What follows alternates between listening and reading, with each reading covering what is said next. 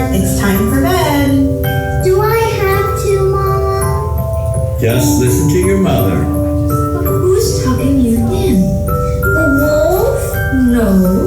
The bear? No. My Mary! Now, up we go. Faster, faster! You're a train! You're a train! Daisy Armstrong. Now straight into bed and no more nonsense. Oh, all right. Close your eyes. Night-night.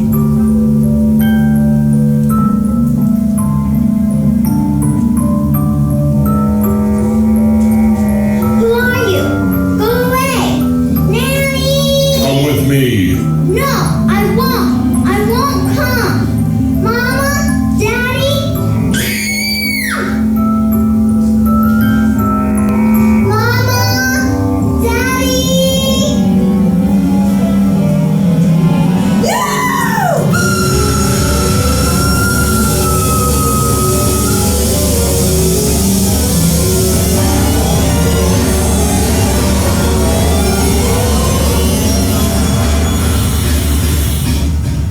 Good evening. The story you are about to witness is one of romance and tragedy, primal murder, and the urge for revenge. What better way to spend a pleasant evening together? From the beginning, it was an odyssey of deception and trickery. 1 minute, I could see the light, like the beam of a train engine hurtling past. The next, all was darkness, and the thread that I pulled came away in my fingers and led to nothing. I believe it was the greatest case of my career, but who am I to say? Modesty forbids it. It was certainly the most difficult I have ever encountered, and led me to question the very deepest beliefs I have held since I was a young man. It began in the exotic city of Istanbul. I planned a vacation there for several days after a trying case which was on my nerves. But things began changing the moment I walked into the dining room of the world-famous Tocatlian Hotel, where the enormity of the prices was matched only by the self-esteem of the waiters. My name, incidentally, is Hercule Poirot, and I am a detective.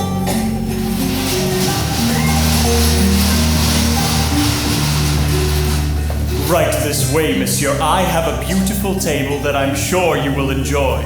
It is monsieur's first time in Istanbul. You are correct. How did you know? Oh, I have my ways, monsieur, my little observations. In this business, one needs to be like a detective, like that Poirot fellow who comes from France.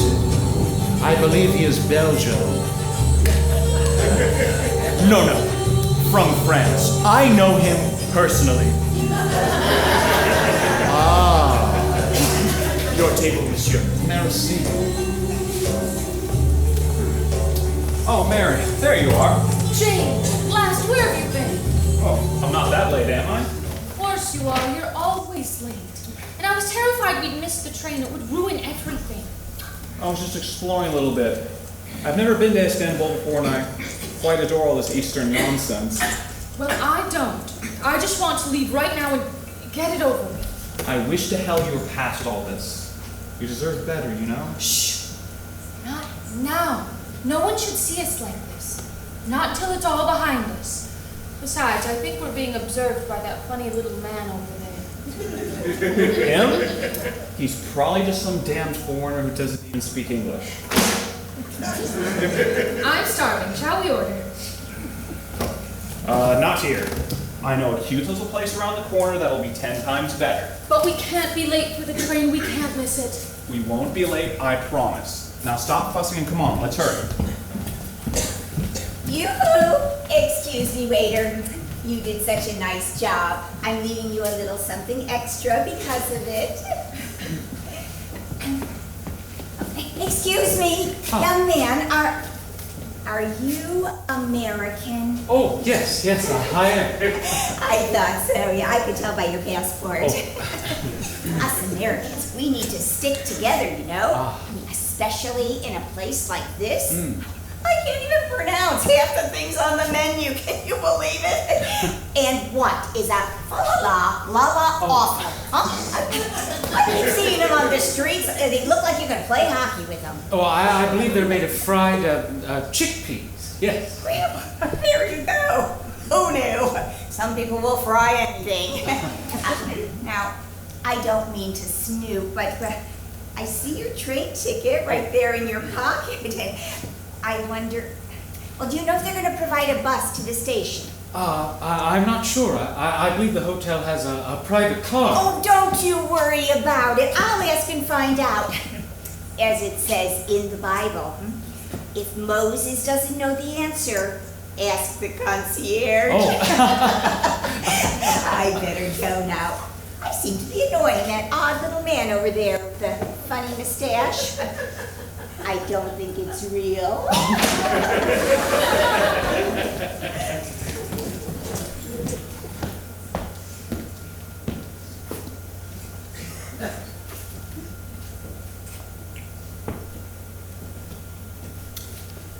I hope the food at this establishment is up to your usual standards. What is this? Oh, mon Dieu. It is Monsieur Bourg-Vanity. How are you? And what are you doing What here? am I doing here? This is my city. I live here. But of course, I am a fool. Oh, I run Wagon-Lit, the greatest train company in the entire world, and the central office is here in the hotel. Garçon, this meal is on me. Please, towards my office. Oh, no. Oh, oui.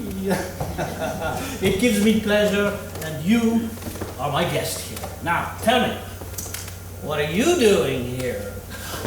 Are you solving a crime? No, I did that last week in Syria.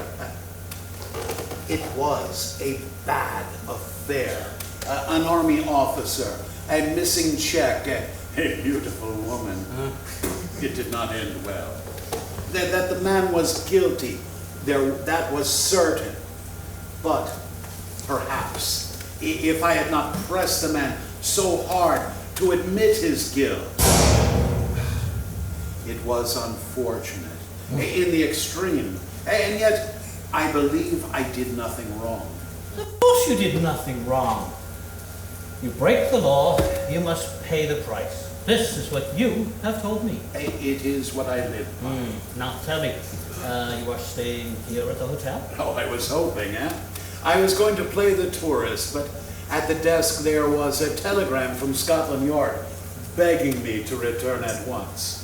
So I asked the concierge to get me a ticket for tonight for your world-famous Orient Express. Well, there will be no problem. And the best news, I will be joining you because I go to Lausanne tonight on business. Pardon, monsieur. The concierge said to tell you that there are no more first-class tickets for the express tonight. It is sold out. Attends, it is my train. It is never sold out this time of year. That is incredible. It must be a party or a convention, perhaps. Tell the concierge to find a berth for Monsieur Poirot. He's my personal friend. But, monsieur, I...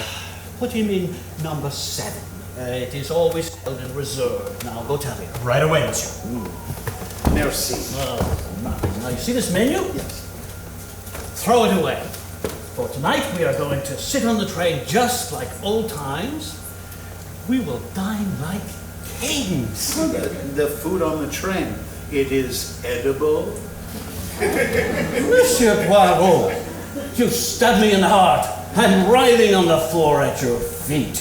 This is no ordinary train that will carry you tonight. It's a legend. There is no other vehicle. It runs like no other vehicle on earth. The fixtures are from Paris, the panels Venice, the plates from Rome, taps New York. The best food, the best beds, the best pillows. The best feathers inside the pillows. Ah, it is poetry on wheels. Byron himself couldn't write it better. Prepare yourself, monsieur, for in 1 hour, I will meet you on the platform of the Orient Express.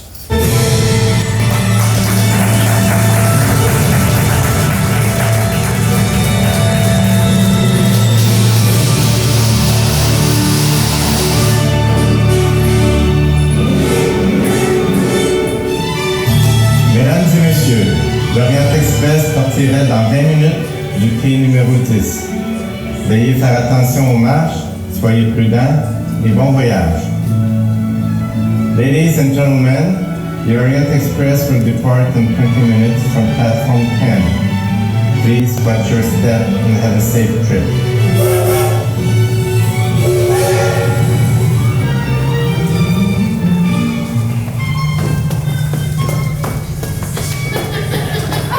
Greta, will you please put those suitcases down? You're driving me mad. Oh, no, Princess, do not have concern. They are not so heavy as they look, I am sure. They are extremely heavy. Princess Dragomirov, how lovely to see you. Oh. Please, let me help you, madame. It is, mademoiselle. I am not married except to God Almighty who lives in heaven. Please, Greta, not now. This is Greta Olsen. I am a missionary and I work in Africa with little babies.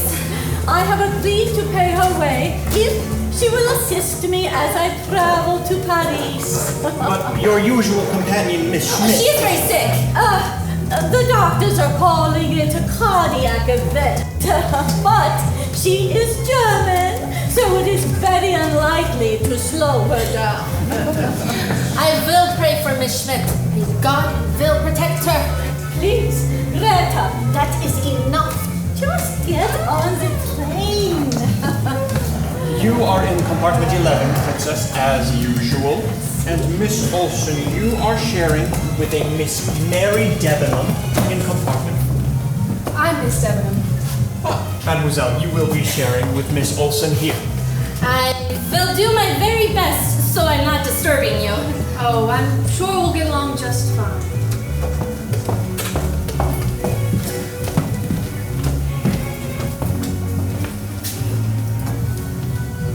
Hector!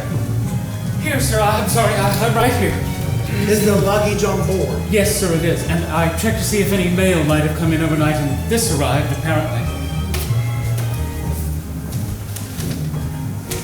God damn it! I know. I mean, just look at this. Isn't it awful?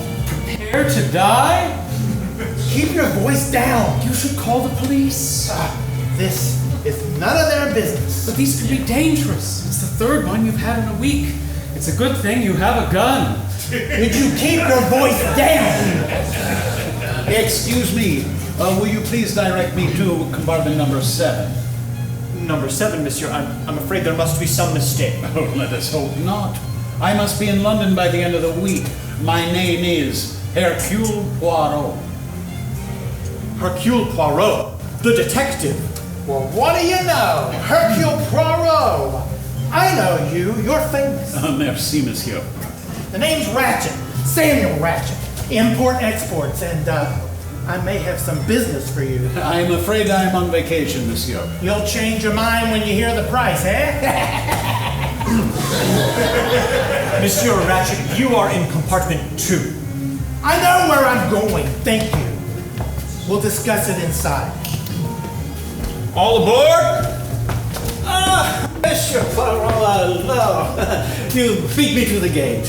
But you met Michel.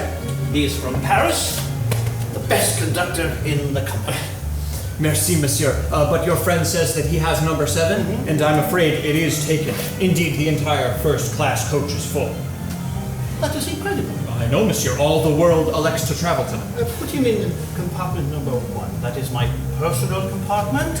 I will find something at one of the other cabins. No, I cannot take your bed money. I insist. It is done. Michel, you will make the arrangements. I am in your debt. So, have the other passengers checked in with you? Not yet. We are waiting for a Mrs. Hubbard and the Count and Countess Andreni. Ooh. I I hear she is one of the great beauties of Europe. Hungarian, I believe. Became a doctor, and then when she married the Count, she became royalty. I see her coming.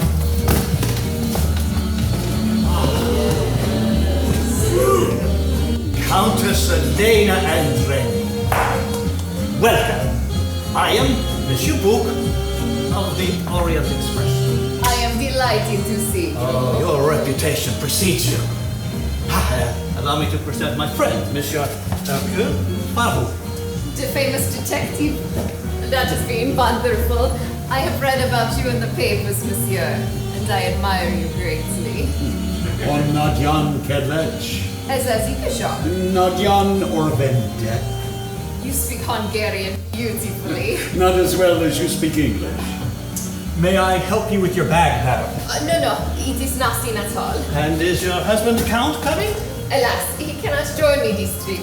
But since I am visiting my mother, it works out nicely. He does not like her. Monsieur Poirot, I look forward to hearing of your wonderful adventures. And I look forward to telling you about them. Compartment 12, Countess.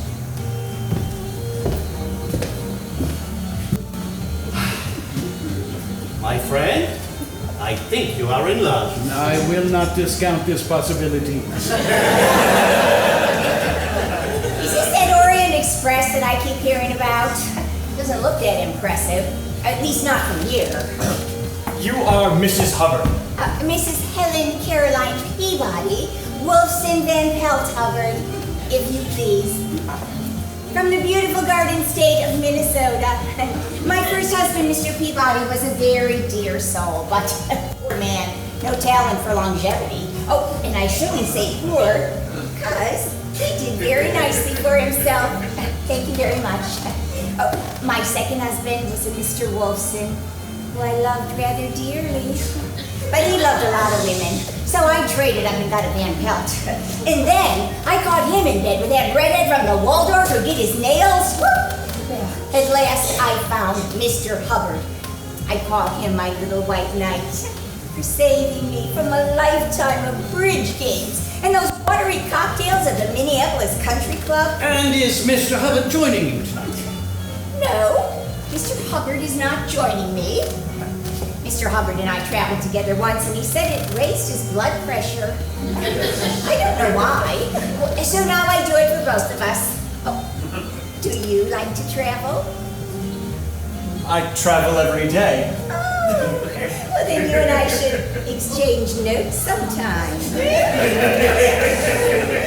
Compartment 3. Is that your room or mine? Yours, madam. Well, I hope it's comfy. I have not had any complaints, madam. No, I'm sure you haven't.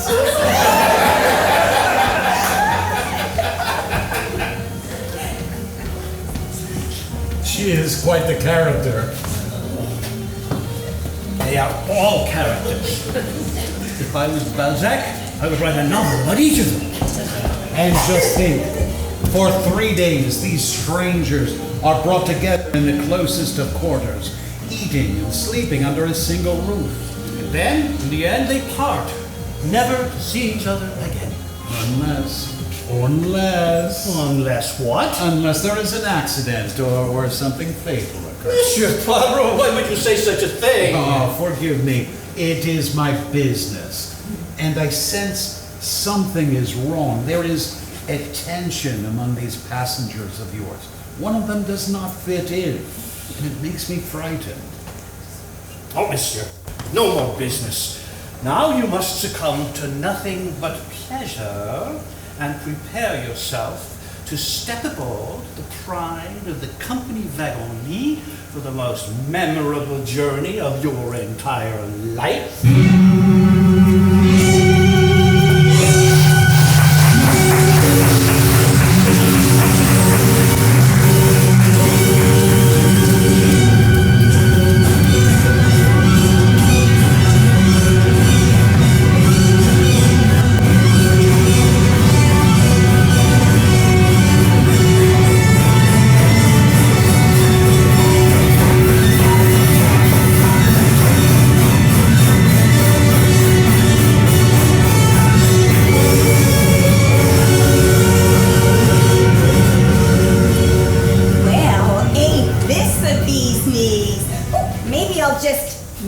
here for good, huh? This way, please, and watch your step. Holy cow! Is it snowing out there? We get a lot of it this time of year, I'm afraid. Last year we were stuck in the snow for 7 days. 7 days?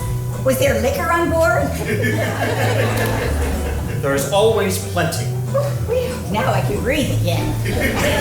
Don't get me wrong, I do eat solid food also. So long as it's cooked in bourbon. As they say in the movies, lead on, McDuff.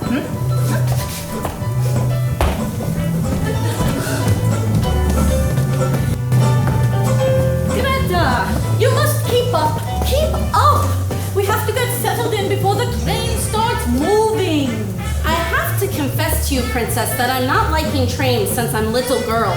They're feeling very tight to me, like clothing that is made wrong size and is squeezing my bosom. May God forgive me.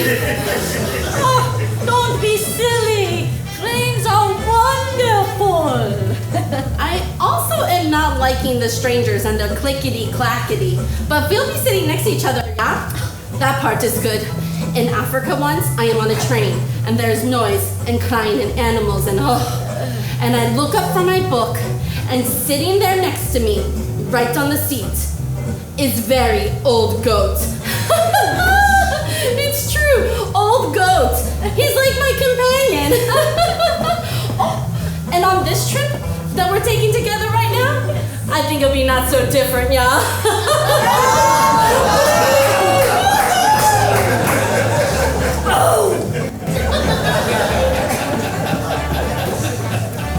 Mr. Poirot, slow up! Hey, now I'd like to talk to you about that proposition I mentioned. No, I'm afraid it is not a good time. Oh, sure it is. Sit down, I'll be quick, I promise. It is not a... Sit down. Proceed. Now, I'd like for you to take on a job for me. I take on very few new cases. Oh, well, I guarantee you'll take this one on. And why is that? Because I'm talking big money here. Mr. Poirot, I have an enemy. I would imagine you have several enemies. Well, what is that supposed to mean? And you are successful, n'est-ce pas? Successful people have many enemies. Right, that's it exactly. You see, I've been getting these threatening letters lately, and I'd like an extra set of eyes to do some snooping around, and that's what you do, am I right? Snooping? I mean, I can take care of myself, huh? Yeah. But I'll pay you $5,000. How does that sound? No. All right, 10 for a few days' work. I am not for sale, monsieur. I have been fortunate in my profession and now take on only such cases that interest me, and frankly, you do not interest me. You want me to grovel, is that it? Oh, I want nothing, monsieur, except to leave.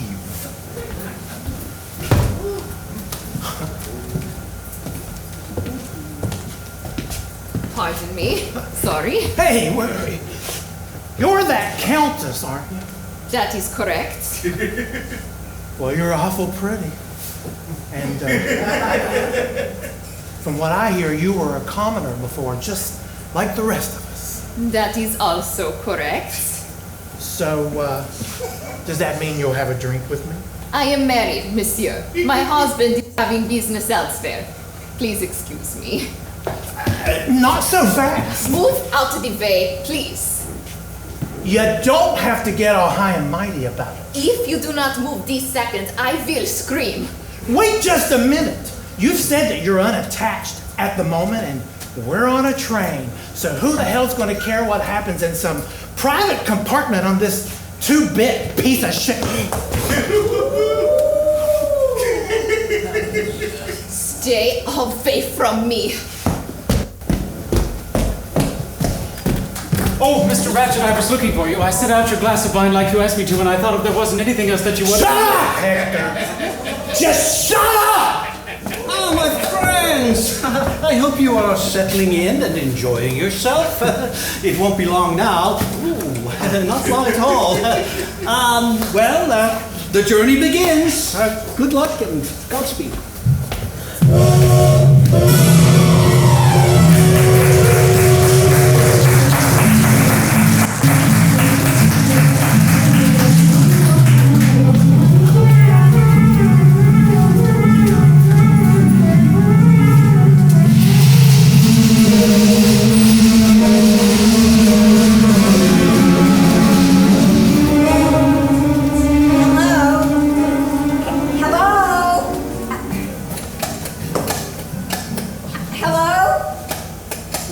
Madame. Hello, Michelle. Would you bring me a bourbon, please, and put it on the rocks? This tap water is terrible. Right away, Madame. Oh, what about some nibbles? Nibbles, Madame? Yummies? Munchies? Well, something to snack on while I drink my bourbon. You mean like crisps, Madame? Yeah, like crisps. We call them nibbles in the Midwest. Have you ever nibbled on anything, Michelle?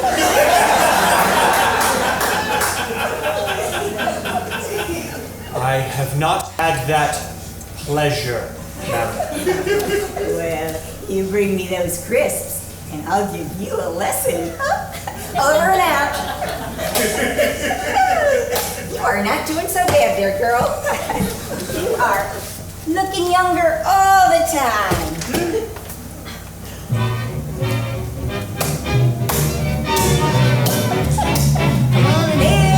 Come on here, Alexander's ragtime band. Come on here.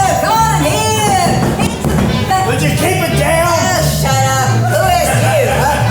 It's the middle of the night.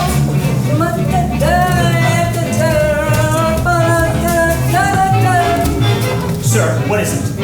Would you tell that ridiculous woman to keep it down? It is time for bed. Ridiculous woman, I heard that. If the lady wants to sing a little song. It's 12 o'clock at night. Now listen here.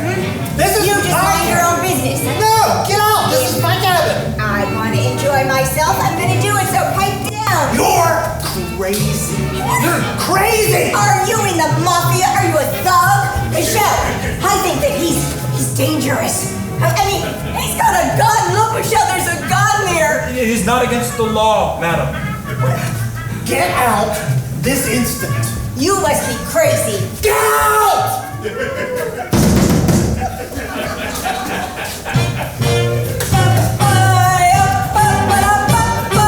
Hey, Mr. Who's It? I hope this one doesn't trouble you too much. That would be un-American. It is going to be a long.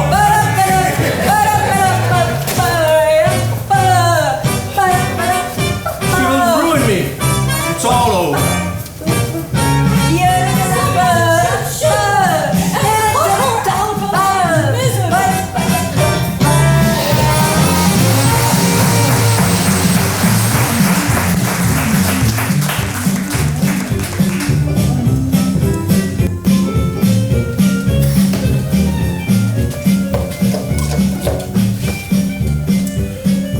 Orient to Belgrade Station. Orient Express to Belgrade Station. Emergency call number 867. Alert code blue. This is important. Do you read me? Hello, are you there, Belgrade? We've just left Sofia and the snow is getting heavier by the minute. I am getting concerned as we head into the mountains. Please prepare your rescue teams in case of stoppage. Hello? Are you there? Belgrade.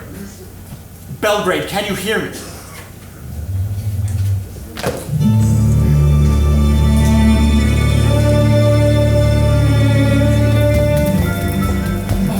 Oh, thank God, I thought you weren't coming. What's the matter? I got your note. I'll tell you what the matter is. I'm frightened because we shouldn't be doing this. Now calm down. I can't calm down. We have to stop this. Now that's ridiculous. No, it isn't. Oh, that's the problem with you military men. You never show any real emotion.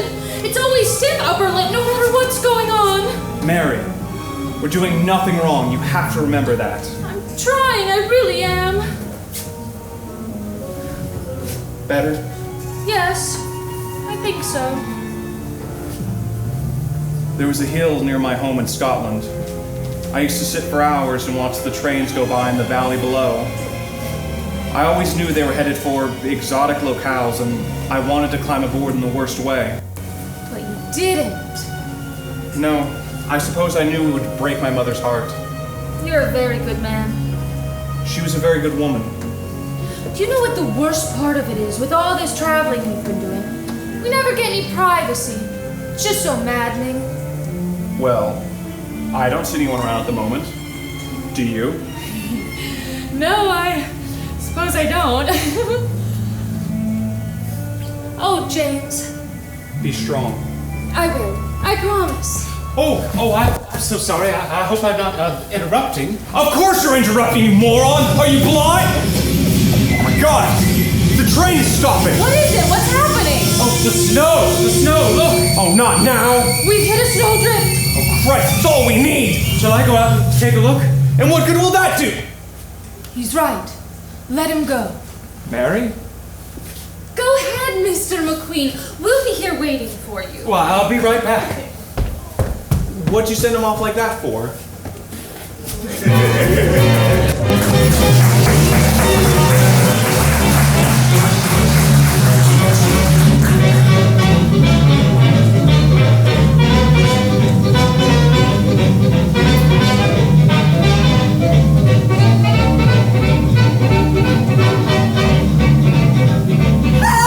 Someone come quickly, help! Mrs. Hubbard, what is it? There was a man in my room. He ran off, I'm sure of it. Which way did he go? That way, just this second. But madam, that is where I am coming from, and I saw no one. Well, maybe he ducked into one of the compartments or something. I don't know. I tell you, I was lying in my bed, dead to the world, and I opened my eyes, and I see this man going out the door. Well, and he was wearing a uniform. But where would he come from? I don't know. He just suddenly appeared. What did he look like? I don't know. I mean, I could barely see him. 1 second he was there, and then he was gone, and he was like a phantom. How is this possible? Well, how should I know? Perhaps you were dreaming. I wasn't dreaming. I know when I'm dreaming. My mouth gets dry and... Well, does my mouth look dry to you?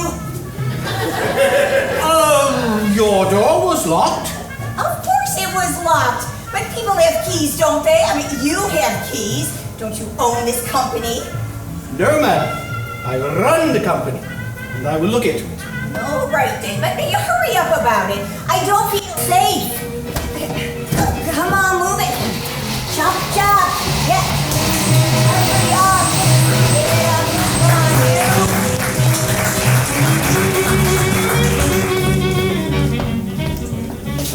She is keeping you busy, our Mrs. Hubbard. Oh my God, you have no idea. She insists there was a man inside her compartment. And Michelle, perhaps? Impossible. He's out helping my engineer at the moment. No. The train is not moving. You're telling me? A snowdrift? I'm sorry, yes, and it's, we are going to be stuck here for as long as it takes to send the men from Belgrade to dig us out. No. I'm sorry, my friend, but look, I promise you will be completely comfortable for as long as it takes. Book! Did you track him down yet? Not yet, madam. Well, hurry up about it. Good night, my friend. I hope you have a good sleep tonight, because that will make one of us. I wonder.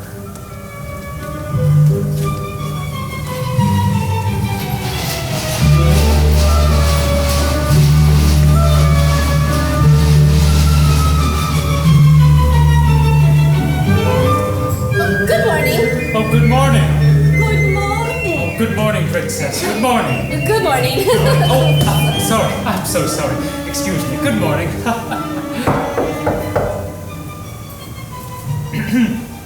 Mr. Ratchet? Sir, Would you open the door, please? Is there a problem? The pass key, perhaps. He's not answering, and it is locked.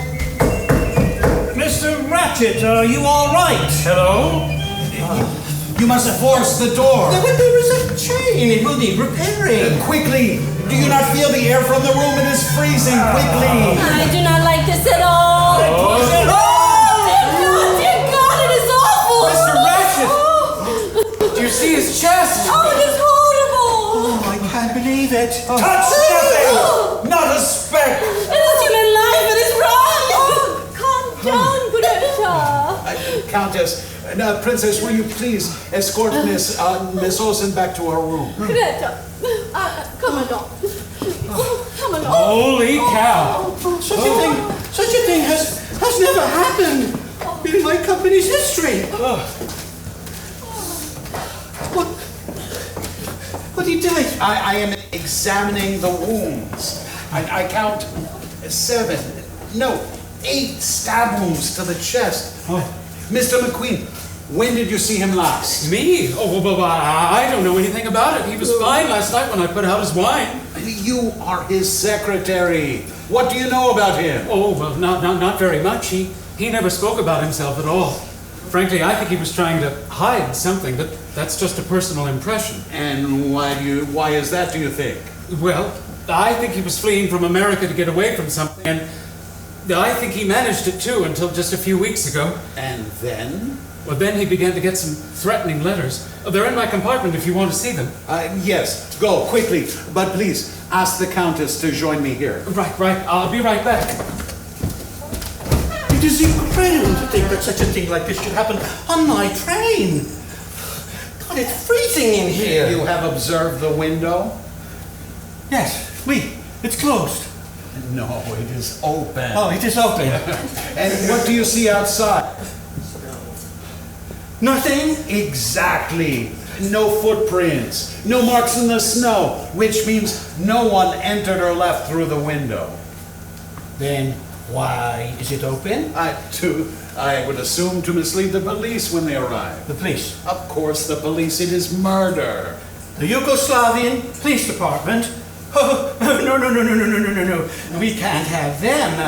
You must solve the murder and then you tell them who did it. I have interfered too much already. My company is at stake. But mon ami. Oh, just think of what a Yugoslavian Police Department inquiry would do to my company. People would say, I cannot travel on the Orient Express. I could be murdered in my bed. And then the sales would suffer and I would lose my client. But I need to be in London in 3 days' time. Then solve it in 2. You are a magician. I've seen you work. You listen. You look. You pester. You make of yourself a pain in the backside, and then suddenly, poof, the case is solved like that. The police would be angry. The Yugoslavian Police Department? They would be thrilled not to have to do any work. You solve this for them, and I promise you they will put up a statue of you in the center of Zagreb. But mon ami, but I cannot do this. I cannot help. But why not? I will do whatever you ask me to do. I would need a plan of the coach. Done. And the passports and tickets of everyone on board. Done. Excuse me, but you have asked to... Oh, dear God! Pardon me, Countess, but I understand you are trained in medicine. I hoped you might assist with the body. I am happy to assist. It is not a pleasant sight. I have seen worse, believe me. I volunteered in the war. Regard, the left side of the face is slightly red. Do you see it? I do. It has been slapped. How do you know? Because I slapped it. I count 8 separate wounds. That is my count also. Can you estimate the time of death? I would say it is between 8 and 10 hours ago. which puts the time between midnight and 2 o'clock. I am in accord. It appears the killer was wild in a frenzy of some sort. Regard, there is, of the stab, no, regard, of the 8 stab wounds, 5 appear deep, while 3 are mere scratches. And look, do you see, they come from different directions. I need a pencil. Well, certainly. Right. Boom. Now watch. I place the pencil so, and press up. Is this necessary? Perhaps the man changed hands during the stabbing. Or there were 2 assailants, one right-handed and one left-handed. One strong, one weak. It is not impossible. But now another question presents itself. Why did Mr. Ratchet not fight back when all the while he had his gun under his pillow? Oh, may I see? How did you find it? He showed it to me yesterday. I knew it was here somewhere. It is an automatic, and I think it's loaded. Attention! No, there is a safety, but it is not on. Have you never heard of the fatal accident? Un moment. I have a very good nose. Smell the glass of wine. It smells of almonds. He was clearly drugged, which is why he did not fight back. And, what is this in his pocket? Wow! It is a watch, and the face is smashed. It is stopped at 1:15. I knew we would get something of importance. It is the time of death, 1:15, and the Countess said between midnight and 2, and so there it is plain as day. It is 1:15, the time of death. It is possible. What do you mean it is possible? What is wrong with it? I do not know yet what is wrong with it or what is right, because I am still investigating. Here is a pipe cleaner, and here is a match, and here is a second match of a different shape. There are dozens of clues in this room, and it makes me suspicious. What is this on the floor? It is a lady's handkerchief with the letter H on it. Yet another clue. And who is H, as in Hamlet? That is the question. There is Mrs. Hubbard, and I believe her first name is Helen. And the princess? Her name is Natalia Dragomirov, and there is Mary Debenham, and James Arbuthnot, and Greta Olson, and Hector McQueen. And I am Constantine Book, and such a thing has never happened in the history of my company, and it will ruin Wagonly, and I want you to solve it immediately. You are upset. Of course I'm upset. A man has been murdered on my train. It will be all right. I hope so. I will smoke a cigarette. That is a good idea. Oh, good God, would you look at this ashtray? My people are lying down on the job. No, wait! Do you not see? There is a piece of paper that appears to have been burnt, perhaps to hide its contents. Yes, there is writing on it. What I need right now is a lady's hat box. Countess, do you have such a thing? Of course I do. Oh, I greatly admire that creature, Book. Did you see? She did not even ask a question. I ask her for a hat box. She gets me a hat box. I ask her to help with the body. She rolls up her sleeves and jumps in. Suddenly, I desire to be young again. Do not move. Well, I am going to get my spirit lamp. What do you need a spirit lamp? I use it to heat the wax from my mustache. Normally, this time I'm going to use science to find the guilty party. Normally for me, it is the psychology, the mind of the killer, but not with these clues. Why not? Because I do not trust them. The handkerchief. Did a woman drop it? Or did a man place it there and say, I will make this look as if it was a woman's crime? And the same with the pipe cleaner, huh? I will make it look as if a man has done it. And the same can be said for the window, the gun, the watch, the match, and the wine. There are too many clues, and I am unhappy. Your hat box, monsieur. Merci, madame. Je vous en prie. If I asked you to leave your husband and come away with me to Monte Carlo, what would you say? I would say, give me 5 minutes. I need to pack. I will get back to you. But in the meantime, will you hold this, please? Thank you. And Monsieur will hold these as well. Thank you. I'll place this on the floor. And this spirit lamp. Merci. And I will light that. May I have one of those, Monsieur? Thank you.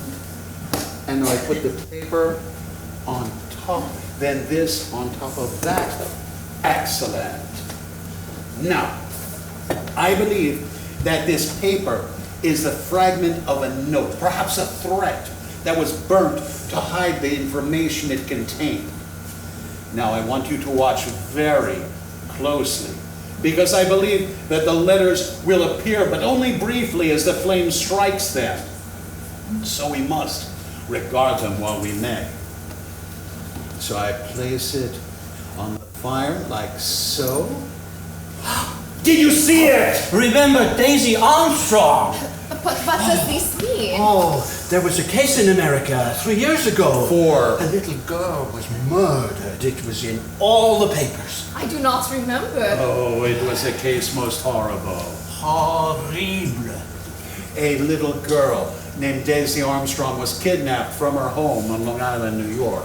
Mama? Daddy? The ransom was set at $200,000 and was paid.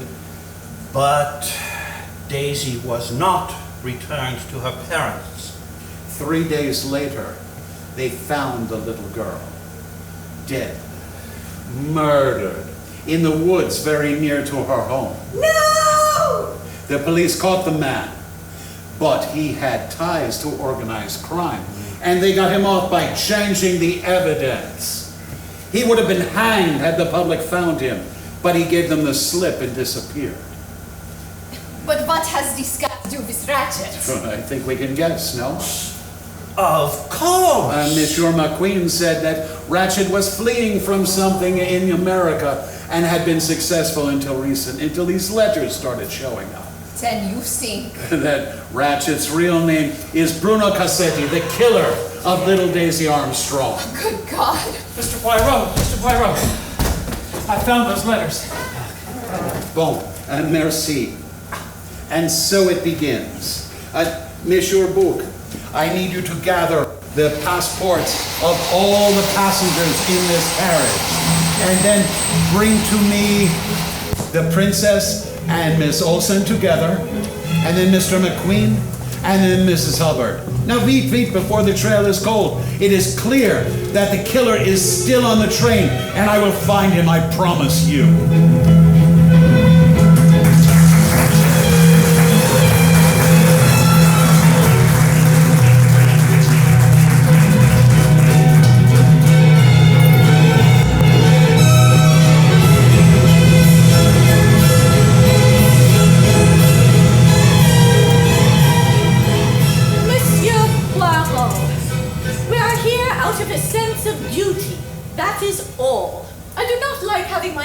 Disturbed. Well, then let us begin immediately. Countess, a princess, I noticed on your passport that you are Russian. That is correct. And I you're- have been in exile ever since the Bolsheviks took over. And your first name is? Natalia. And is this your handkerchief, madame? Of course not. It has the letter H on it. My initials are ND. Natalia Dragomiro. And is it yours, mademoiselle? Oh, no. I could not afford such a beautiful thing as this. It would be a sin. And now may I ask each of you, where were you last night between midnight and 2 o'clock? I could not sleep. So, at midnight, the Countess Andreni and I read a book together in my room, out loud. It is the very best way to get to sleep when you are anxious. And what were you anxious about? Those Bolsheviks. And what book did you read? Oh, well, A Tale of Two Cities? It is very comforting. And you, mademoiselle, where were you? I was in my room with Miss Debenham, who is also nice. We talked from 12 o'clock until 2 o'clock, and then we slept. You can ask her. And have either of you ladies ever been to America? Oh, yes, many times. I have not been to America before, but I must go someday to raise money for my babies in Africa. You are very religious. Yeah, since I was a little girl and Jesus came to visit me in my garden, he spoke with me and told me that I must work hard to help babies in Africa. Oh, and I'm sure you have done it beautifully, mademoiselle. Now, just one more question for both of you ladies. Are you aware of the identity of the man who was killed last night? His name was Ratchet, and I pray for his soul. No, my dear. His name was Bruno Cassetti. The Countess told me. What I pray is that his soul is damned and that he burns in hell for all eternity. Princess! He murdered a little girl named Daisy Armstrong, and her grandmother is my dearest friend. You would know her as the actress Linda Arden. She was very great. Not was, monsieur. She is very great. She is very much alive and remains the greatest actress of the American stage. But when her little 5-year-old granddaughter was murdered by this monster Cassetti, it took her years to recover. Indeed, she has not yet recovered. And there were 4 who died. No, 5, monsieur. 5 people died. Little Daisy, and then her mother, who was pregnant and died in childbirth, and the baby died too. And the little girl's father, Colonel Armstrong, he could not live with what happened, and he ended his life. And the housemaid did as well. 5 human souls were extinguished. So, please forgive me, Greta, if I take the view that there is no forgiveness in a case such as this, and that Mr. Cassetti should have been flogged to death, and that his remains should have been cut up and thrown onto a rubbish heap.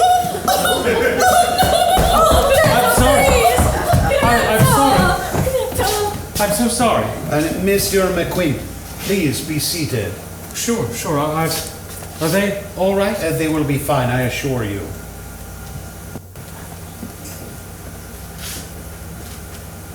Now, please, tell me exactly what were your duties as secretary to your employer? I wrote his letters and I did his errands and things. And you knew him only as Samuel Ratchet? Yes, how else would I know him? His real name was Bruno Cassetti. Holy God, are you sure of that? So you do know about the Armstrong case? Oh, you bet I do. My father was the district attorney for the state of New York, and he's the one who brought the case against that son of a bitch. I'm sorry, but you have no idea what he did to that family. And they were all so kind to me. And who was in the Armstrong household? Well, Mrs. Armstrong had a sister. She went to graduate school, but after the tragedy, she moved to Europe, and I think she got married over here. Her name was Helena, and Mrs. Armstrong's mother would come to visit. She was an actress. Anyone else? There was a baby nurse and a governess, and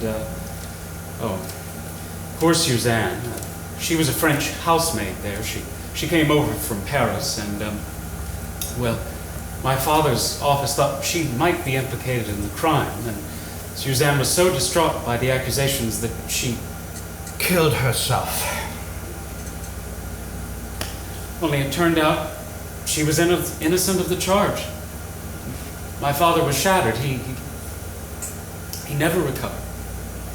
And where were you between midnight and 2 o'clock? 12 to 2. I was on the observation platform with Colonel Arbuthnot. And did you see anyone you did not recognize? No, I saw Michelle, the conductor, and the other conductor, and the colonel, and Miss Debenham. The other conductor? There is a second conductor? Well, I guess so. I saw him. He was in uniform. Yeah, yes, the same one Michelle wears. What did he look like? Well, I don't know. He kept his hat pulled down. He was small boned, you know what I mean? Sort of feminine. Did you speak with him? Well, I said hello, but he just kept going. Thank you, Mr. McQueen. You have been a very big help. You may go. And please ask Michelle to come see me. Sure. I'll see you later. I knew he would get a breakthrough. Mrs. Hubbard was telling the truth. I should have listened to her.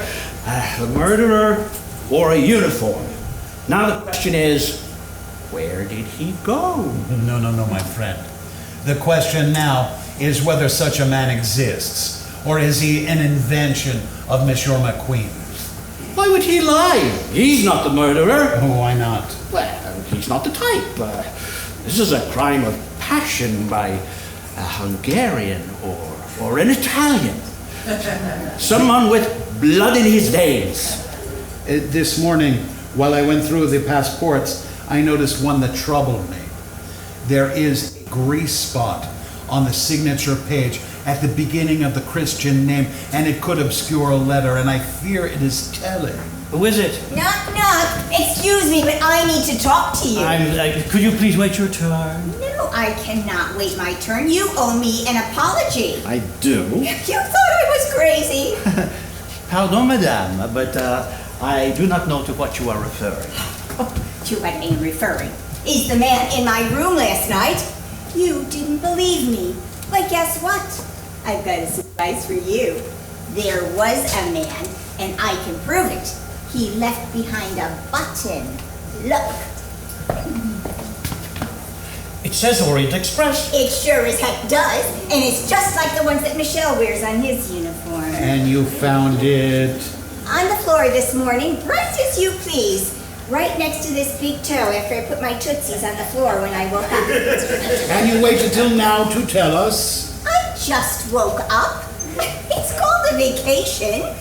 And I just heard about Ratchet's murder, and I thought that maybe this button guy did it. You see, it all adds up. He goes into Ratchet's room and kills him. And then he comes out through my room, and I wake up about 1:15 or so, and I see him. No, I don't actually see him. I just more feel his presence. And, oh my God, you realize he could have strangled me in my bed or shot me or something? The dead man was not named Ratchet, madame. It was Bruno Cassetti.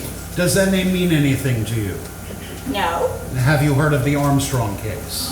You mean that kid that got murdered? Oh my God, that was in all the newspapers. The whole world knew about that. So what? And where were you last night between 12 and 2? Oh, great. So now I'm a suspect. Well, you should read some detective stories and get some tips, huh? 12 to 2, madame. I already told you. I was alone in my bed around 1 o'clock, and a few minutes later, this man comes in and scares the living bejesus out of me. Mrs. Hubbard, will you please sign your name for Monsieur Bouc. I beg your pardon. Your signature, so I can see your handwriting. I always thought the French were screwy. He's Belgian. Exactly. I'm sorry to interrupt, but I'm looking for Miss Debenham. She is not here. Have you tried her room? I've tried everywhere I can think of, and she's gone. How about the carriage at the back of the train? Of course I did. I had Michelle open up all the doors, and she wasn't in any of them. Well, she can't be very far, monsieur. This is a very small train.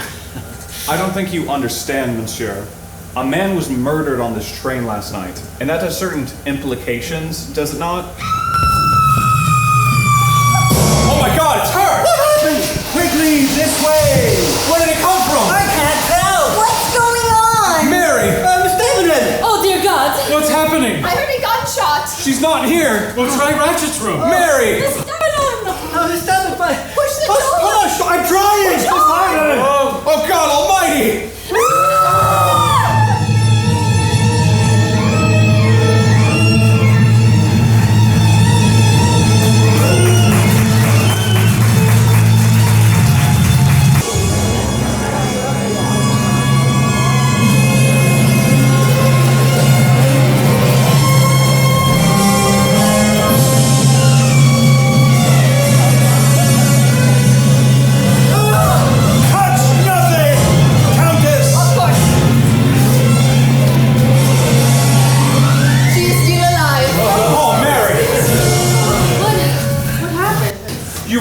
For God's sake! I need my medical bag. Oh, yeah, I don't get it. Quickly, compartment 12. Michelle, please, go search the train. Oui, monsieur. I'll go with him. Me too. No, wait. Do you have a gun? There is one for emergencies in the porter's box. Take it with you. This is not a game. Yes, sir. Quickly. Can you sit upright? I think so. Ow! Oh, that is a great deal of blood. I do not like blood. Nobody likes blood. Here's your kit. Thank you. It is only your arm. Yes. You have not been hurt elsewhere. No. Do not be alarmed. I am merely removing the sleeve of your blouse. I have a better look. I cannot watch. This may hurt a bit. It is. What do you call it in English? EOD. Iodine. Ow! Be careful, will you? I'm all right, Colonel. You are remarkably fortunate, Miss Debenham. 2 inches to the left and it would have been fatal. Well, thank God. Small blessings. And Countess, may I ask Miss Debenham a question? Are you well enough? I think so. It is very simple, mademoiselle. Who shot you?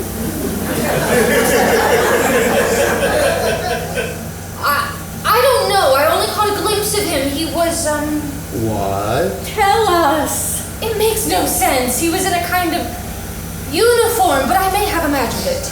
Can you tell us what happened? I'll try. I woke up this morning feeling disoriented, as though I'd been drugged or something, and I had a splitting headache. So I looked through my suitcase for some aspirin, but I didn't have any. So I stumbled out of the room and I saw that Mrs. Hubbard's door was ajar, and I called out to her, but she wasn't there. And I know I shouldn't have, but I went to her room. I'm sorry. Oh, okay, it's quite all right. Go on. Well, by this point, my head was splitting open, so I tried to find some aspirin in Mrs. Hubbard's makeup bag. Then there was this knife, and it was covered in blood. A knife? In my bag? Yes. Where is it? I felt so frightened I left it where it was. Holy cow! Well, I'll go get it. Wait! You will not go get it. I will retrieve it when I am ready.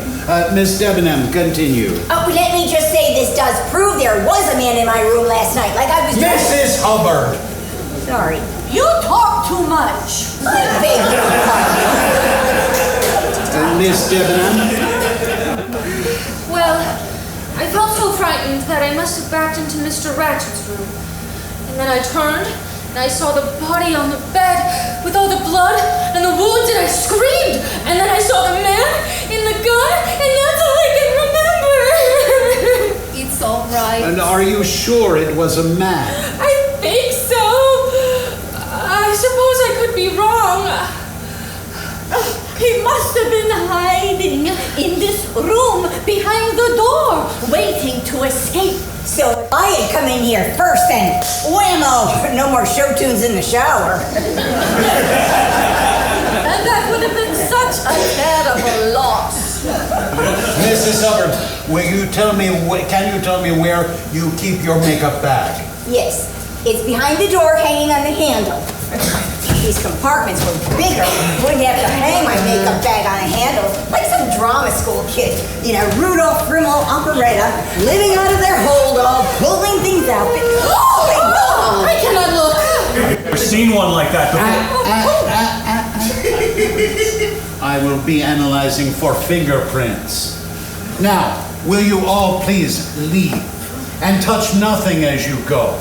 When I am done here, I will be in the dining room and I would like to see Miss Debenham. Now, see here. If she is able. And then Mrs. Hubbard.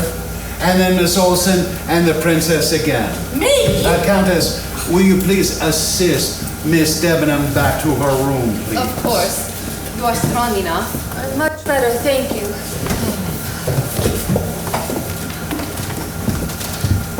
I see no reason to put Miss Debenham through any additional stress at the moment, and I suggest you don't.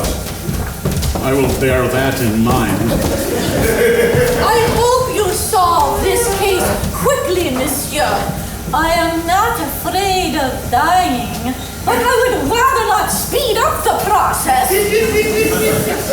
I intend to sue this company on the grounds of sheer anxiety.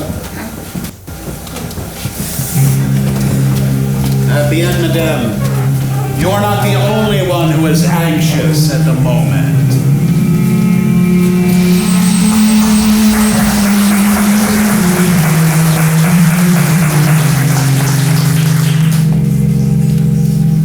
Hello? Hello? Can you hear me? I'm calling Zagreb Station. Can you hear me, Zagreb? This is Konstantin Buk of the Orient Express. We remain stuck in the snowdrift in Polinsky Pass. Where are you?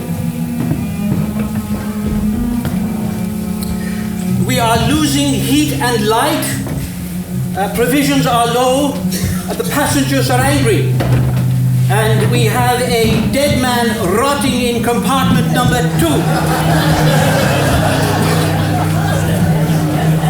How are things with you?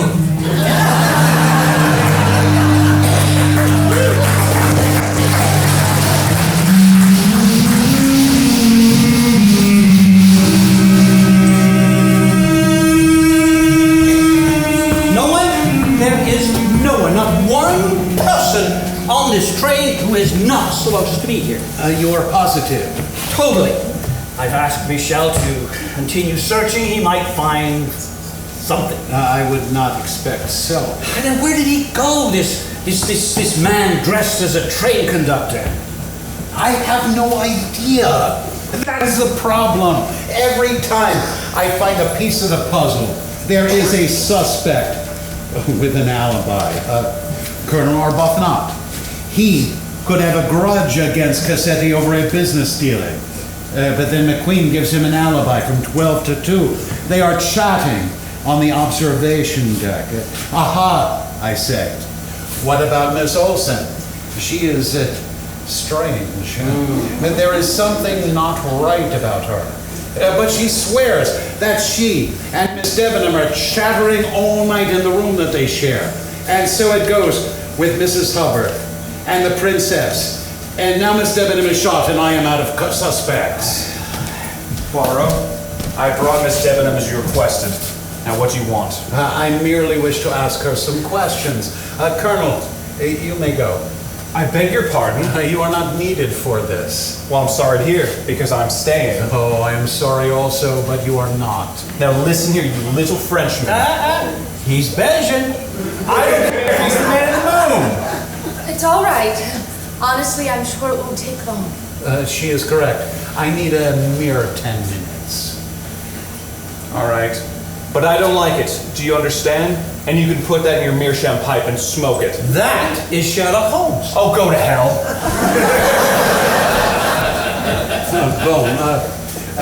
Miss Debenham, please be seated. There is much pain? Well, it's rather sore, that's all. You are very brave. Let us all be grateful that it was not much worse. Thank the Lord. Now, yesterday, I heard you say to the colonel that you were terrified that you would miss the train. Why was it so important to you? It wasn't like that at all. I just didn't want to be late. Well, and then you said you wanted to get it over with. You wanted to get it all behind you.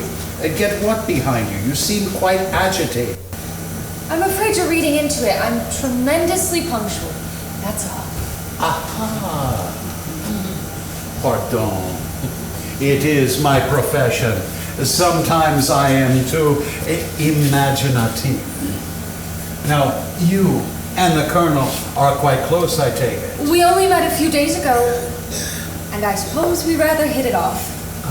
And as to the murder, you know that the dead man's name was Bruno Cassetti. I heard. And what do you know of the Armstrong case?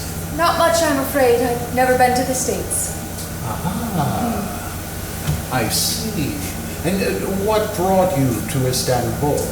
I lived with the family for about a year. I'm a governess.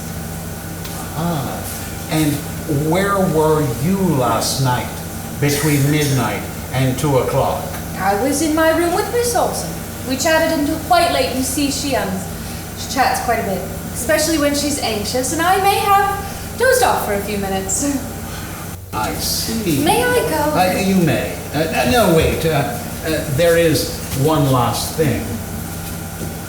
Will you please sign your name? All right.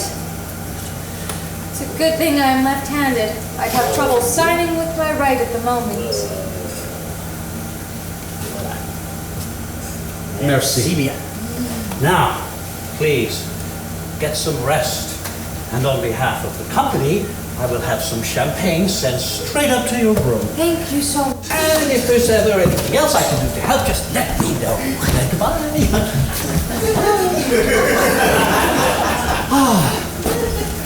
Can you imagine if she had died? Oh, good Lord. Such a lovely young woman. Oh, she is more than lovely.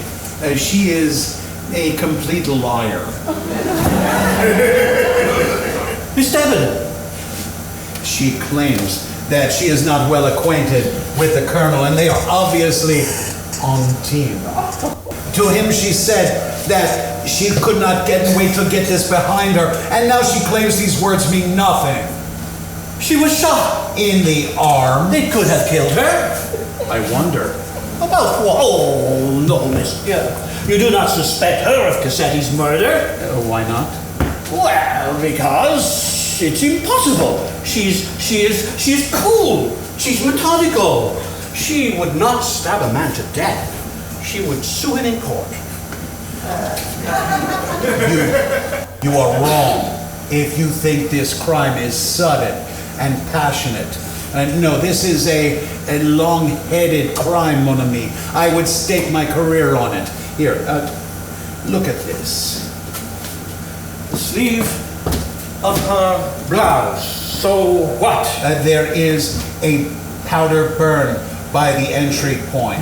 Which means? That the gun was close to the sleeve when it went off. The man was 2 feet away.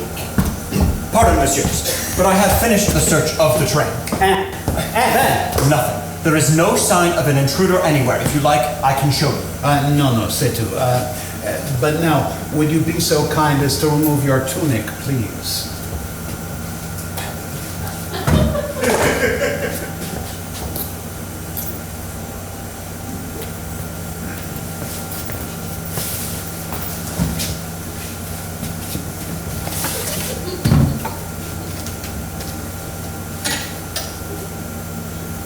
I see that none of your buttons are missing, and that the thread on each is old, meaning it has not been recently sewn on. That is correct, but may I ask?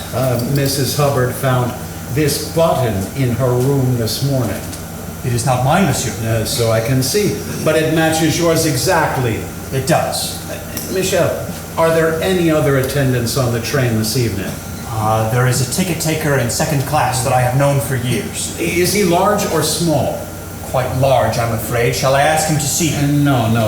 And as to passengers, besides the ones in this carriage, who is on the train? There's hardly anyone at the moment. It is the off-season. There is a mother and child on the Belgrade carriage, and that is all. Michel, is there any chance that there could be a second conductor with a uniform such as yours? Oh, no, monsieur. I had to earn this uniform through years of service.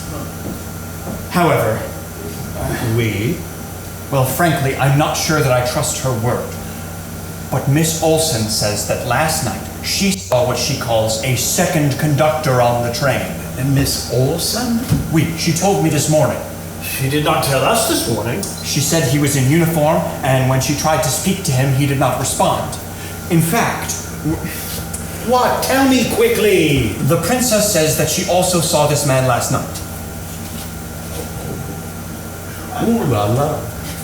Ooh la la, ooh la la! What is it? It is the type of clue I have been waiting for. Michel, come with me. I need your help quickly. Monsieur Book, we will be right back. Do not move. Pardon, madame. We will be right back. Oh, I thought you wanted to question me. I do. Just wait where you are. That was exciting. As if we needed any more excitement around here. Oh, now listen here. I want my passport back. What if there was another shooting? Or we had to make a run for it? Yeah. Can you imagine me wandering around Yugoslavia without my passport? They'd shoot first and ask questions later. Who are you? Well, I'm Helen Hubbard, from the Minneapolis Golf and Racket. Bam! Madam, you have been extremely patient. And believe me, I am grateful. And if there is ever anything I can do to express my thanks, I am at your service. You know, you remind me of one of my husbands. Which one? The next one?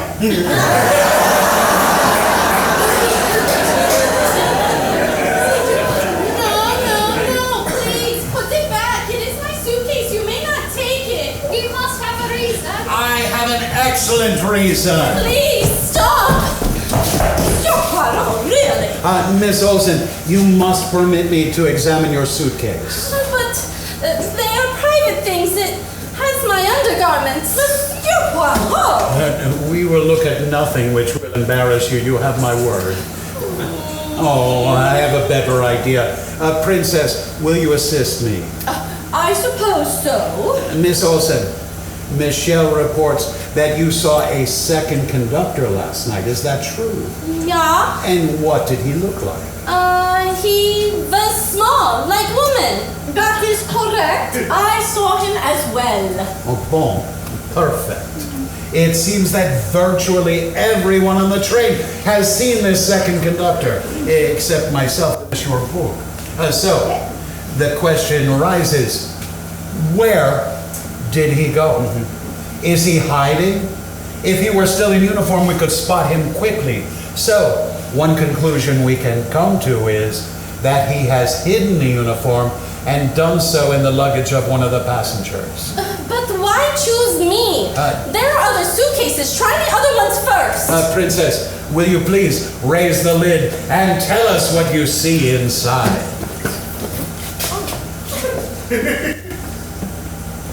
It is the uniform. Oh, I've never seen it before. I've heard no one ever. I did not do such a thing. I am not a murderer. No, mademoiselle. No one is accusing you.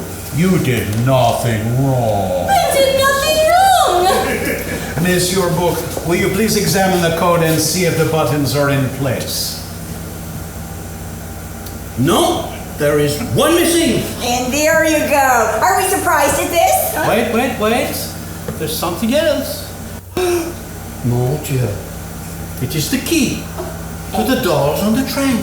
That would explain how he got in my room.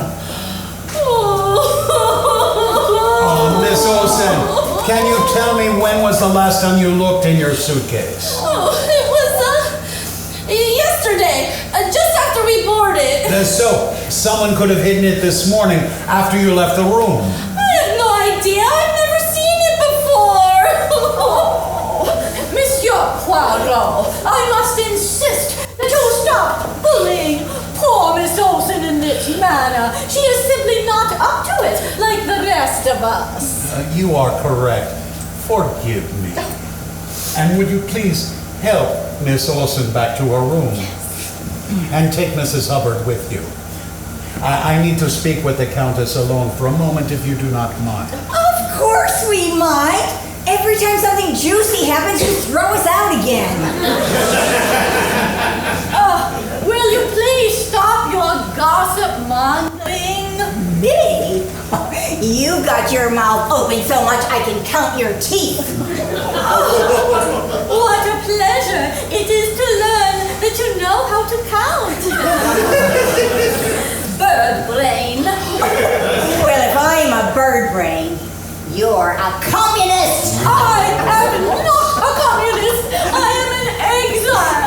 From your husband, I'll bet, who couldn't wait to get rid of you. And who's the one with all the divorces? My husbands were all unfaithful. Oh, and that surprises you? Please. Thank you.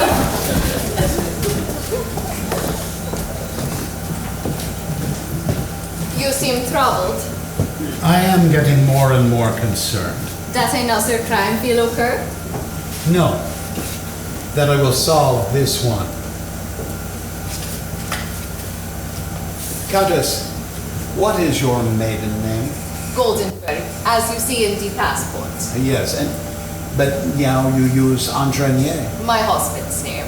Oh, yes, the Countess Andrenier. And I believe your first name is Elena. That is correct. I am a suspect. I merely ask questions. It is my job. I thought we were friends. It is my greatest hope. But please indulge me.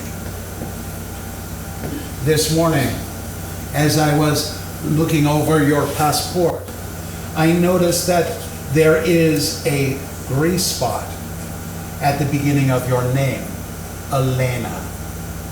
Now the grease spot is positioned so that it could obscure another letter, such as H. And if you add an H to your name, it becomes Helena, a name that Shakespeare used in Midsummer Night's Dream. That is true. A name that an actress might give to her daughter. I suppose. An actress like Linda Arden, the grandmother of little Daisy Armstrong. If you say so. And the name Linda Arden itself is a stage name, surely. The word Arden is Shakespeare's mother's maiden name, and also the name of the forest in his play entitled As You Like It. You know your Shakespeare well, for a Hungarian. I have studied Shakespeare since I was a child. I know. I believe your mother, Linda Arden, taught it to you, which would make you the aunt of little Daisy Armstrong. The aunt who went to graduate school and got her degree in medicine, and then went to Europe and got married. I do not know this woman, but I would imagine she still suffers from the loss of her niece and her sister. My dear, there is no use denying it. When the train is moving again at the next city, a simple telegram will get me a photograph of Daisy's aunt, and it will all be over. But I didn't kill him! I should have, but I didn't. I didn't even know who he was until you discovered it. But when you did, I realized if you knew that I was Daisy's aunt, you would think that I killed him. Because he was a blackmailer and a swine and the murderer of a darling, sweet, innocent child who deserved to live! Madame, really? It's the truth, I swear to God! But I'll tell you this. If I had known who he was, that he was Bruno Cassetti, the man who stole 2 of the people I love most in this world, I would have pushed the dagger through his chest myself, and believe me, no other wounds would have been necessary.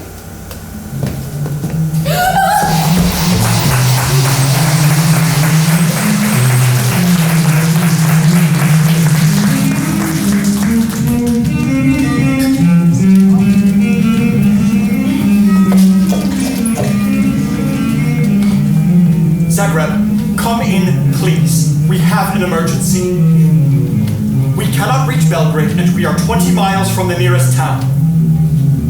We need assistance. Zagreb, come in.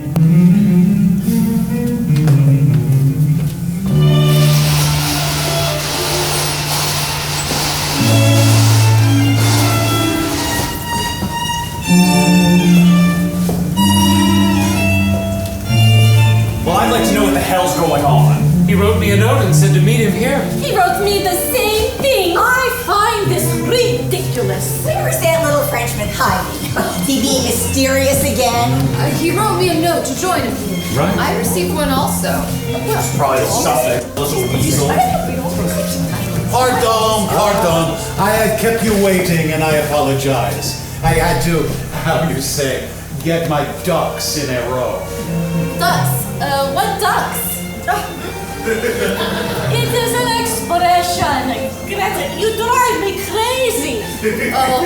And will you all please be seated? I have an announcement to make.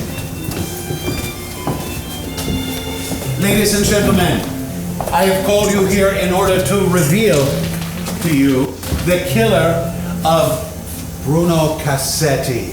You're kidding! No! I don't believe it. You know who did it? I believe I do.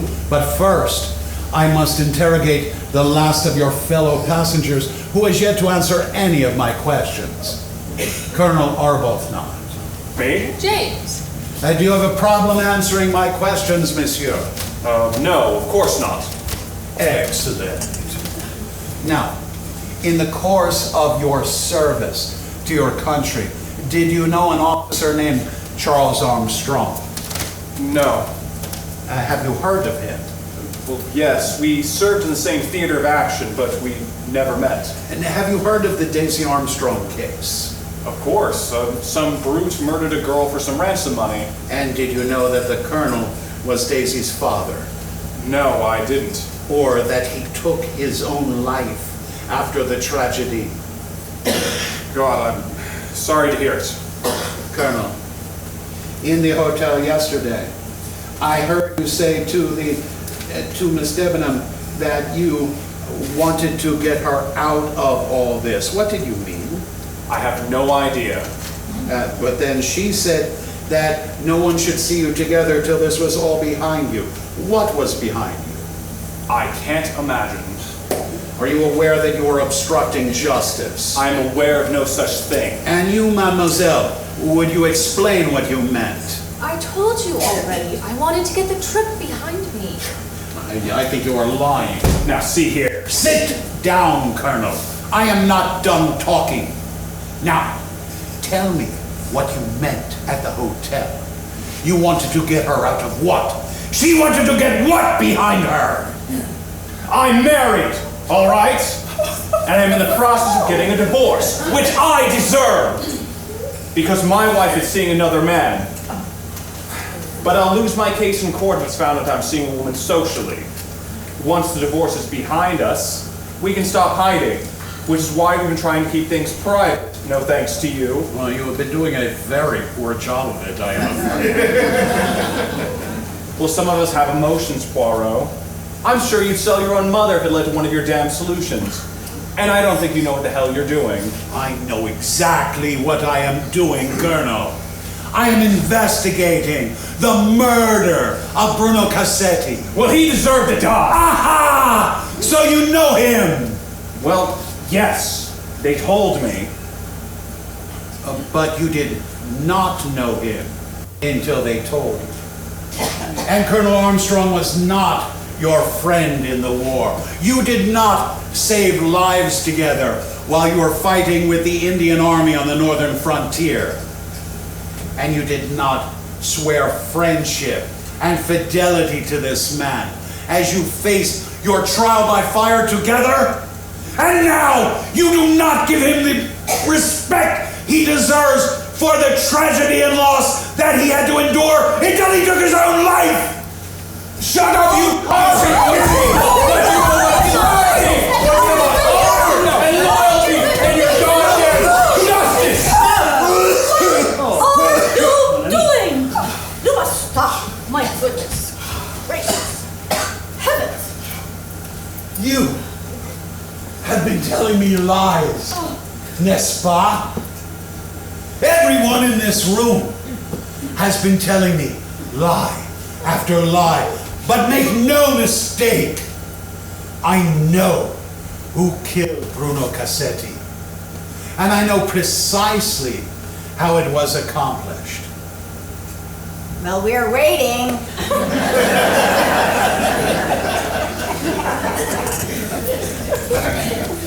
The facts of the case could not be more simple. At 5 o'clock last evening, this train left Istanbul on its way to Calais, making stops in between. Then at 12:30 last night, approximately, the train ran into a snowbank, causing it to stop. And at 10 o'clock this morning, Cassetti's body was found with 8 stab wounds. These are the facts of the case. C'est tout, c'est fini. However, these facts permit 2 possible solutions to the case. Under the first solution, an enemy of Cassetti's got on board in Sofia, bringing with him a Wagenly uniform, which he later put on. Then, using a passkey to enter Cassetti's room, he stabbed the man 8 times, then left through the door into Mrs. Hubbard's compartment. That is what I've been trying to tell you. Here, here. Well done, my friend. You have solved the case. I would not get too excited. He has not quite finished yet. Have you, monsieur? No, Princess. I have not finished. And let me propose a second solution because of 2 unexpected events which made the first solution impossible. The first unexpected event was the snow. It stopped the train, and now the killer had a big problem. Where could he go? He could not get off at the next station because there was no next station. So unless he could fly, he must still be on the train among us. He must be one of you. You said there were 2 unexpected events? We just can't wait to hear about the second one. The second was the discovery of the fragment of paper with the words, "Remember Little Daisy Armstrong" on it. From this fragment, we know that the killer was not some random enemy of Cassetti's, but rather someone who came to avenge the death of a 5-year-old child. Miss Debenham, am I being fair? I suppose so. Excellent. Now, with these 2 facts in mind, a second solution began to take root, growing and growing until it blossomed in all its terrible ruthlessness. The first clue to this solution arrived within an hour of my arrival here in Istanbul, when I found that I could not get a first-class ticket on last night's Orient Express. It is never sold out this time of year. That is ridiculous. And it was ridiculous. Why was the train so suddenly busy? It made no sense. But thanks to Monsieur Bouc, I had a berth on the train. And then, on the platform, I met the most astonishing company of actors. Monsieur Poirot, I look forward to hearing of your wonderful adventures. Princess Dragomirov, how lovely to see you. I agreed to pay her way if she will assist me as I travel to Paris. I am not married except to God Almighty who lives in heaven. Hungarian, French, Russian, Swedish. Why were all these people on the same train? Something was amiss. It was like looking at a painting by Pablo Picasso. Here is an eye, underneath an ear, behind a nose, and nothing is normal. Consider the moment in the corridor last night. Help! Someone come quickly! Help! Mrs. Hubbard! What is it? There was a man in my room. He ran off, I'm sure of it. Which way did he go? That way, just this second. But madam, that is where I am coming from, and I saw no one. How is this possible? How should I know? And then came the murder. A businessman in a locked room is killed in a torrent of almost unspeakable violence. Oh, dear God, it is awful! Do you see his chest? It is horrible! I can't believe it. And then came time to examine the body. And the Countess and I found not one, not two, but 8 stab wounds to the chest. Perhaps the man changed hands during the stabbing. Or there were 2 assailants, one right-handed, one left-handed. One strong, one weak. And then I was fed a feast of clues. The open window, the gun, the wine, until one clue of real importance was discovered. The broken watch. It is stopped at 1:15. Aha! It is the time of death. But for me, the importance of the watch was not what time it told, but where it was found. In Cassetti's pajama pocket. An unlikely place to keep a watch, don't you think? Do you keep your watch in your pajamas? Do you? Or you? Of course you do not. It would be uncomfortable.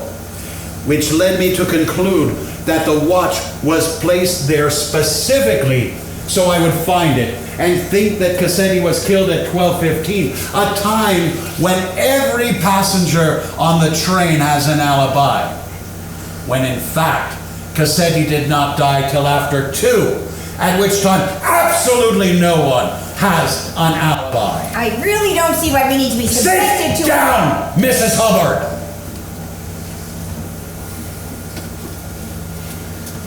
And as to who actually committed the murder, the second real clue was found on the floor by the body. A lady's handkerchief with the letter H in the fabric, which I now return to its rightful owner, the Princess Natalia Dragomirov. But my name begins with an N, monsieur. Yes, but in Russian, in the Cyrillic alphabet, the letter N appears as the letter H in English. Thank you. I must have dropped it. Which leaves this second unexpected, the second clue.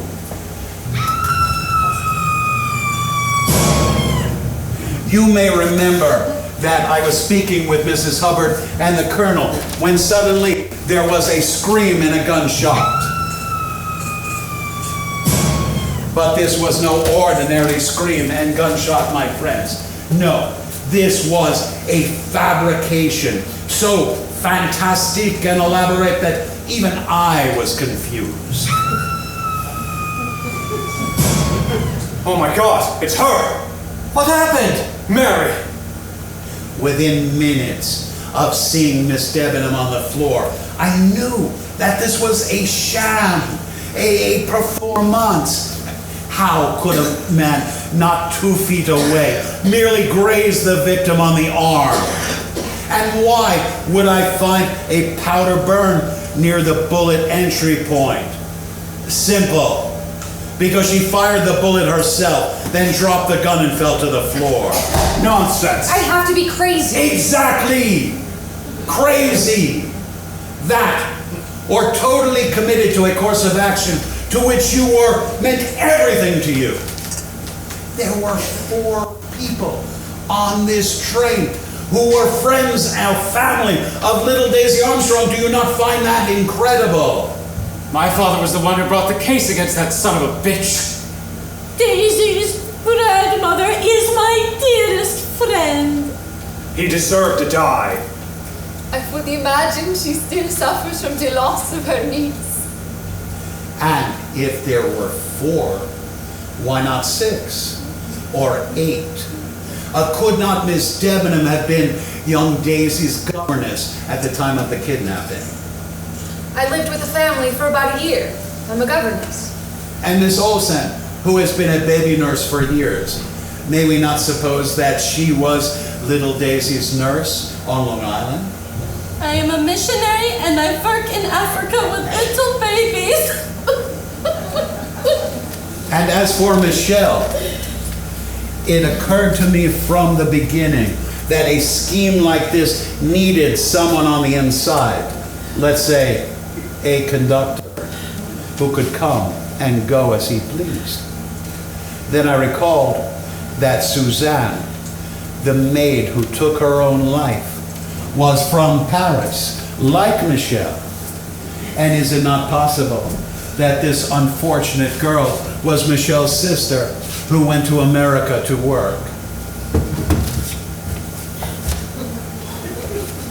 Which leaves one passenger yet to be accounted for. It leaves Mrs. Hubbard, who has certainly given the finest performance of the evening. It is not difficult to see that she is a performer by profession. Little Daisy Armstrong's grandmother, Linda Arden, who has dazzled audiences for years during her distinguished career. Mrs. Hubbard, I salute you. And I assume you masterminded the entire scheme. Is this true? Well, I always wanted to be a director. And in the end, the murder was committed. There were 8 stab wounds, some strong, some weak, some left-handed, some right-handed. And there were 8 killers. You planned it together. You killed together. And in the name of justice, you played God together. For that little girl. For my sister, you pig. For Charles. For Daisy. For little Daisy. For my father. For my darling Daisy. For my grandchild. And now, my friends, what am I to do? It cannot be long until the Yugoslavian police show up. And at that point, I must tell them the truth, n'est-ce pas? You mean the truth, of course, about the other conductor. Anything else would be a complete injustice. On the contrary, madame, it is the only justice. Under the law, if you kill someone, you must pay the price. But it was Cassetti that murdered the little girl. And did that give you the right to kill him? Of course it did. He killed 5 people for some ransom money. He'd done it before, and he would have done it again. Now it's time for you to turn around and walk away and leave us alone. No! It is not! It is not that time! I have never turned my back on the law, Colonel. Do you understand that? The law must be obeyed, or we become barbarians. It is 1934, and Europe is changing, and it will soon be chaos. There will be nothing left of us, and we will have to start all over. No, I cannot support this. I cannot agree to this. But the man was a monster, Monsieur Poirot. You know he was. I cannot May a humble actress say her piece? Oh, please do, my dear. Oh. Monsieur Poirot, we're in your hands, and we acknowledge it. But would you really have preferred it if Bruno Cassetti had gotten away scot-free? Oh, would that be the kind of justice that you're after? Look at it this way. You've got a complete solution staring you in the face. Now, you have the button and the uniform. You have 3 reliable witnesses who saw a man in the corridor. Well, surely you can't be calling all of us liars. Because if you did that, there would be months of trials. Lives would be damaged, even more than they have been already. A great many people would be forced to relive the most terrible moment of their lives. More terrible than any human being should ever have to experience. Is that what you want? You examine your heart and tell us what you want. You have put me to the test, madame, and I am greatly troubled. Monsieur Bouc, my friend, you are the director of Wagan Lee. What do you say? In my opinion, the first solution that you put forward is entirely correct. We had a deadly intruder dressed as a conductor, and that is the solution you should offer the police. Alors, my friends, may you go with God, and may He give you the strength you will need to get on with your lives.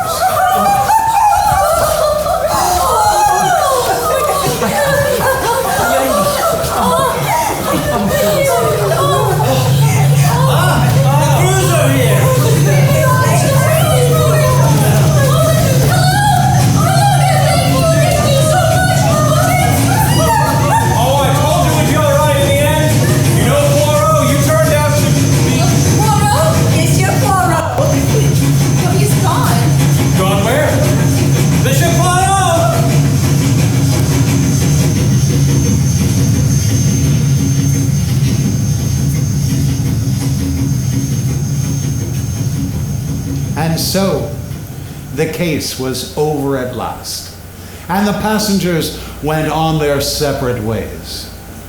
I have learned in the time since then that Miss Olsen did in fact get to Africa, for the first time it turns out. And she did work for the children and saved many lives. The Colonel and Miss Debenham were married in a quiet ceremony in St. James Square. Monsieur McQueen went back to his business, Michel to his trains, and the princess left us for the great beyond. The Countess, alas, went back to her husband. Monsieur Bouc and I remain good friends. And Mrs. Hubbard, the great Linda Arden, has recently returned to the stage in a musical entitled No No Nanette, in which I am told she brings the audiences to their feet. However, please believe me when I tell you that I wish them all well, and I hope they prosper for the rest of their days. But at night, in the darkness, when I am alone, I ask myself again and again, if this was justice, did I do the right thing? And on many such nights, it is morning, before I can close my eyes.